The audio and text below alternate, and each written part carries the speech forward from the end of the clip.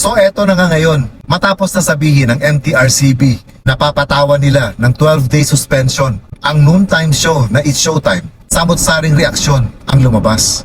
May mga nagsasabi na deserve na patawan ng suspension ang It's Showtime dahil sa ginawa ni na Ayon Perez at Vice Ganda. Meron naman iba na nagsasabi na napag-initan lang ang It's Showtime. At inuugnay din yung pangalan ng chairman ng MTRCB na si Lala Soto, na anak ni Tito Soto, nakakumpetensya ng It's Showtime sa noontime show, yung EAT. May iba naman nagsasabi na matagal nang pinag-iinitan si Vice Ganda ng mga ayaw sa kanya.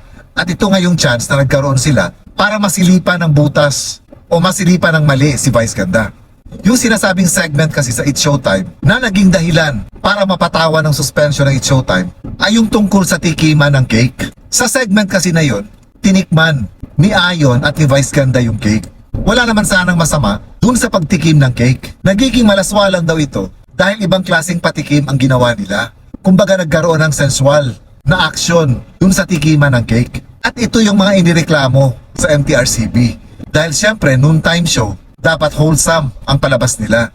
Dahil ito ay isang form ng variety show na kung saan pinapanood ito ng people of all ages, bata man o matanda. So ito rin ang sinasabi ng MTRCB na naging dahilan para i-review nila yung segment na yon at napagdesisyonan nga nila na patawan ng 12-day suspension ng It's Showtime. Dahil nga daw marami ang nag-report sa kanila na hindi nagustuhan at nalaswaan dun sa segment na yon.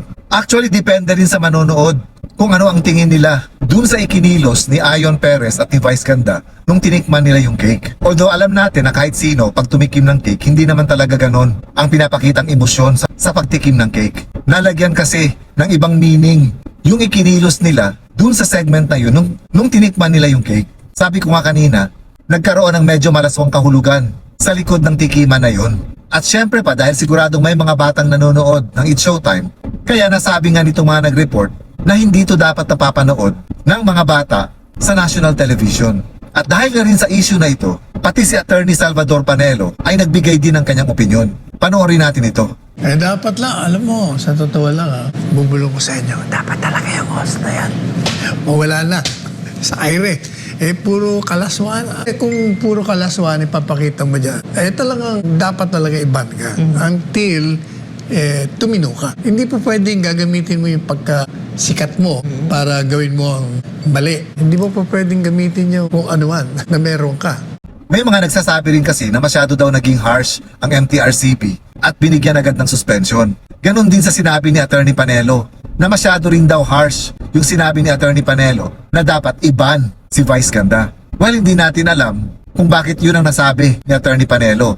May mga nagsasabi rin kasi na dati pa daw hindi na nagkakasundo itong si Attorney Panelo at si Vice Ganda. At lalong-lalo na nung nakaraang eleksyon na kung saan magkaiba yung mga kandidatong sinoportahan nila. Nabigyan tuloy ng kulay yung comment ni Panelo. Well anyway, kung ano man talaga yung nasa isip ni Panelo, kaya niya nasabi na dapat i-ban si Vice Ganda instead na i-suspend lang, nasa sa kanya na yun. Dahil yun ay opinion niya. But tungkol doon sa suspension na sinasabi ng MTRCB, hindi pa naman ito nagte-take effect dahil binigyan pa ng MTRCB ng pagkakataon ang It's Showtime management na ipaliwanag kung bakit hindi sila dapat patawan ng suspension. Nag-submit ng motion for reconsideration ang management ng Showtime. 15 days ang binigay na palugit sa kanila para magpaliwanag. So antayin natin kung ano ang magiging final decision ng MTRCB. Kung tuloy nga ba itong 12-day suspension ng It's Showtime or mas mapapagaan yung ipapataw nilang penalty. So hindi lang si Meta ang nagbibigay ng mga penalties. Ganon din ang MTRCB para sa mga pelikula at mga television shows.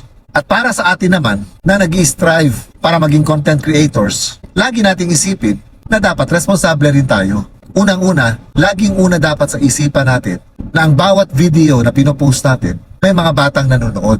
At mas maganda sa mga edad ng mga batang ito na ang mga nakikita nila o napapanood nila ay yung mga bagay na karapat-dapat nilang gayahin.